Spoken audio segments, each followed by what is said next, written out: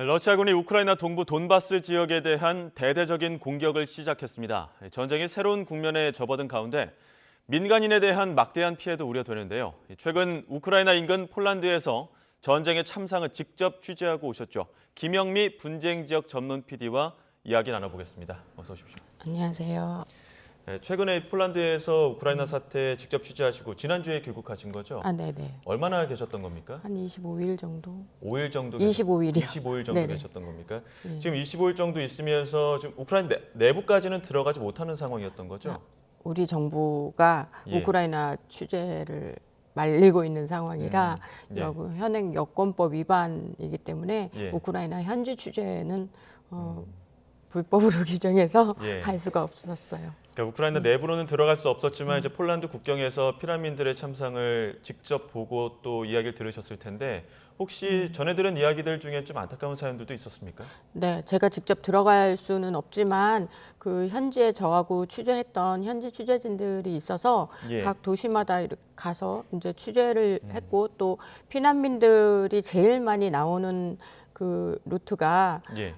수도 키이우에서 바르샤바 중앙역까지 오는 기차가 있습니다. 예. 그래서 그 기차를 타고 오는 피난민들이 많았어요. 그래서 기차역에서 피난민들을 만나고 또 각 폴란드 가정에서 그 우크라이나 난민들을 홈스테이 하는 경우가 많아서 예. 그 홈스테이 하는 가정들을 방문해서 예. 그들을 봤는데 대부분이 피난민들이 엄마와 아이들이 많았고 예. 사실 노인도 별로 없었어요. 그거는 아마 노인분들이 너무 그 우크라이나가 굉장히 넓거든요. 예. 옛날에도 취재할 때 차로 그 횡단하다가 저도 엄청나게 멀다는 걸 알았는데 체력적으로도 힘들군요. 그렇죠. 예. 그 상황에 만약에 노인들을 끌고 나오게 되면 젊은 사람들이 피난을 마저 못 나올 수도 있고 그러니까 어르신들은 이제 대부분 피난길에 나서지 않고 예. 방공호나 대피소에 숨어 있다고 해요. 예. 그래서 오늘도 사실 돈바스 지역에 대대적인 그 공격이 있다고 하는데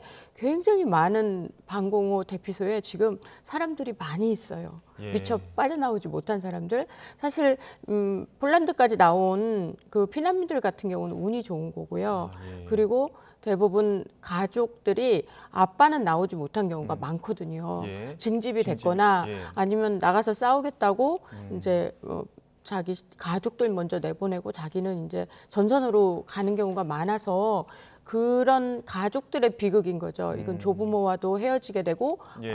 아빠하고 헤어지게 되고 남편이 없이 제3국으로 이제 피난을 가야 된다는 것. 그게 진짜 전쟁의 참상처럼 느껴졌어요. 그럼 가족들의 생사도 알 수 없는 상황에서 지금 낯선 곳에서 기다리고 있는 상황일 텐데 뭐 한때는 피난버스 등으로 민간인들 피난길도 열어주기도 했습니다만 지금 현지에서도 여전히 피난을 떠나지 못하는 분들이 많이 계신 상황입니다. 뭐 전쟁이 좀 격화되는 상황에서는 그 방공호에 있는 분들도 피해가 막심하지 않겠습니까? 그 벙커라고 해가지고 예. 그 벙커만 전문적으로 하는 폭탄이 있어요. 예. 그래서 그런 폭탄이 떨어지고 있기 때문에 대피소에 있는 분들이 대부분 살아남지를 못하는 것 같아요. 예. 그리고 인도적 통로라고 해서 그 피난을 갈 수 있도록 예. 그거는 국제법상 보장을 해야 되는 거거든요. 근데 거기조차도 공습이 있고 그렇기 예. 때문에 피난민들의 피해가 너무 막심하다. 그리고 또 인종 학살이라고 생각할 수밖에 없는 그런 끔찍한 그 시신들이 계속 나오고 있어서 근데 예. 지금 수도 옆에 부차라는 그 예. 소도시입니다. 우리로 치면 좀 일산 같은 느낌의 예. 저도 옛날에 그쪽에 가봤었는데 약간 새로 막 신도시처럼 개발되던 곳이었는데 거기에서만 지금 시신이 나온 상황이고 예. 거기서만 지금 이게 보고가 되고 있는 상황인데 이제 앞으로 전쟁이 끝난 다음에 동부 지역은 정말 말도 못하는 그런 희생들이 밝혀질 거라고 생각합니다. 예, 저희가 그럼 현장의 참상을 뉴스를 통해서만 뭐 폭격이 있는 장면들 이런 장면들을 보고 있습니다만 PD님께서 보시기에 혹은 현장에서 전해들은 뭐 장면이나 화면들을 봤을 때에는 그 전쟁의 참혹함이 어느 정도일지 좀 설명을 좀 해주시죠. 이 사람들도 사실 전쟁이 일어날 거라고 상상을 못하고 있었던 사람들이라 바로 어제까지만 해도 헬스클럽 등록을 했는데 그곳이 폭격을 맞아서 없어졌다는 얘기를 하더라고요. 예. 그리고 아이들 같은 경우는 학교를 전혀 갈 수가 없고 그리고 학교조차도 예. 지금 공습의 대상이 되고 또 아이들 타가소였던 건물, 유치원 건물 이런 인도주의적으로 도저히 공격할 수 없는 곳까지 이제 공격이 이루어지니까 특히 제가 이제 피난민 나온 아이들한테 이렇게 물어보잖아요. 예. 그러면 비행기 없는 데서 얘기하자고 해요, 저한테. 무서워서. 예, 무서워서. 예. 그래서 괜찮다 여기 그렇게 얘기해도 한 번 폭격 경험을 한 그 아이들 같은 경우에도 정신을 못 차리더라고요. 트라우마가 있군요. 네네. 예. 최근에 이 국제형사재판소가 현지 조사에 나섰는데 우크라이나 자체가 범죄 현장이다 이렇게 이야기할 정도거든요. 이런 부분에 대해서 러시아는 이런 뭐 학살 의혹이라든지 이 참상에 대해서 전면 의혹을 부인하는 상황 아닙니까?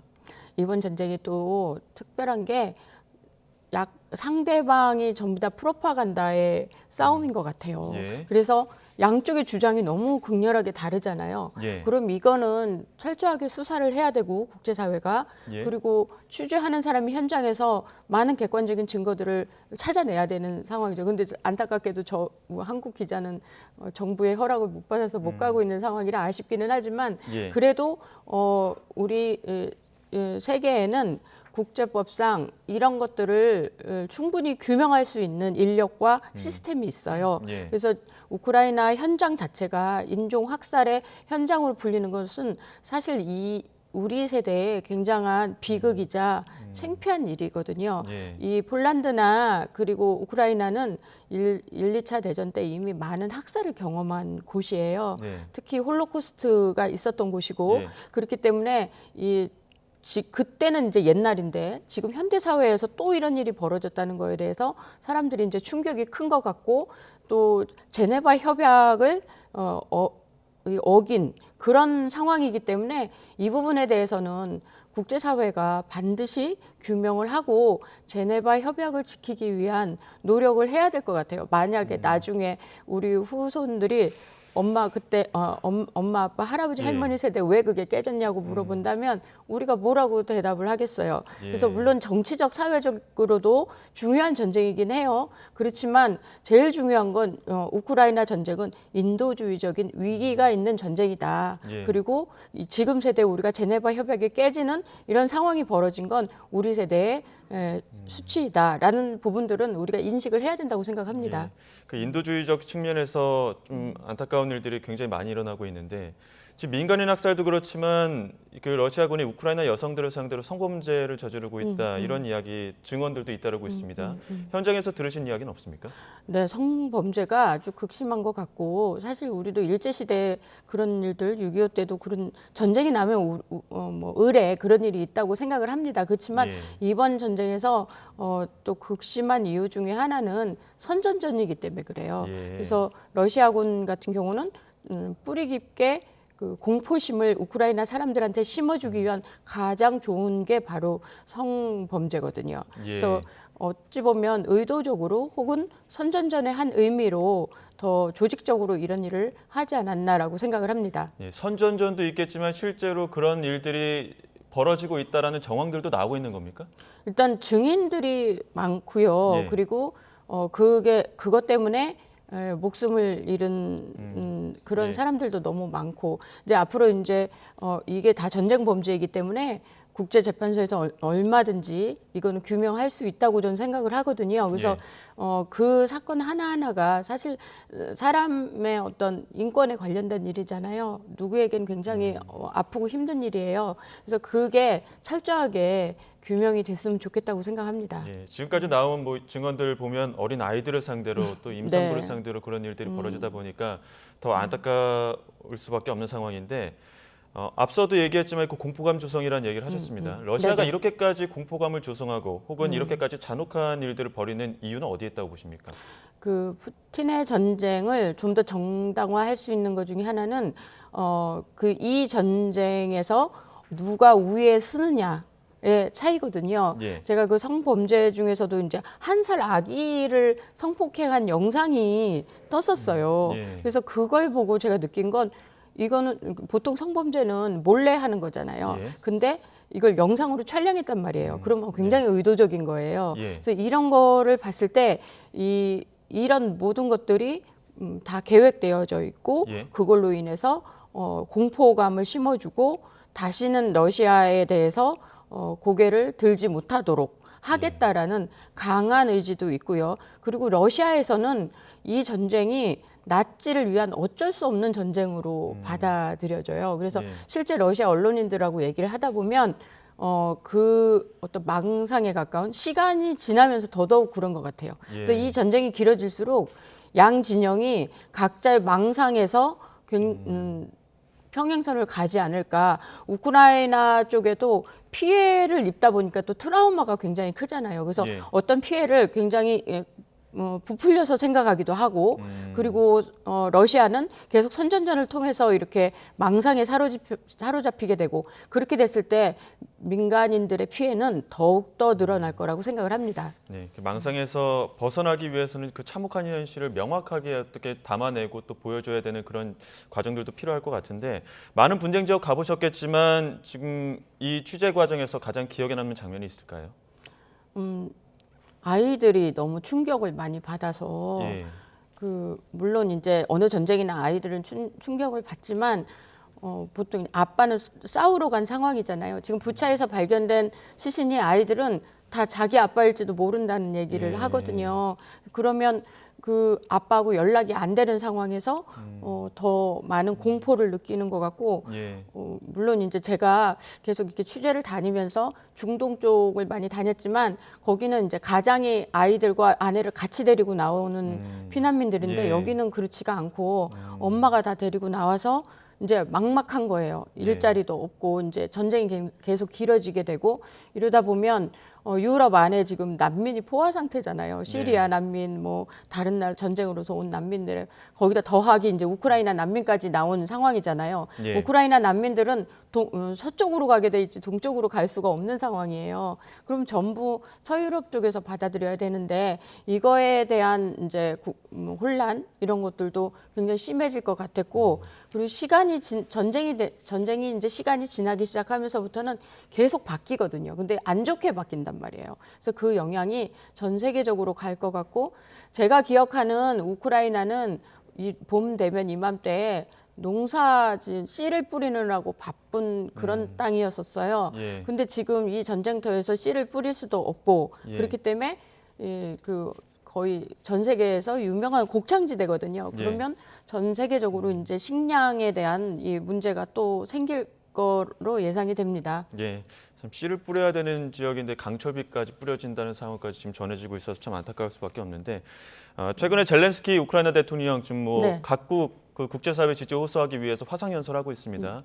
우리나라 국회에서도 화상 연설을 했는데 이 네. 모습이 의원들이 너무 적게 참석을 하다 보니까 좀 문매를 맞기도 했거든요. 이거 어떻게 보셨습니까? 국회에서 다른 나라 대통령이 연설을 하는 경우가 거의 처음이지 않았나 싶어요. 그래서 이게 어떤 상황인지 처음이니까 잘 이해를 못 하셨던 것 같고 예. 사실 저는 이제 독일 방송에 연설이 나갔어요. 그래서 저는 한국 방송을 못 보고 거기서 독일 방송을 봤는데 우리나라 국회 모습이 독일 방송에 나간 겁니까? 독일에서 굉장히 중요하게 다뤘어요. 예. 그래서 그걸 보면서 느낀 거지만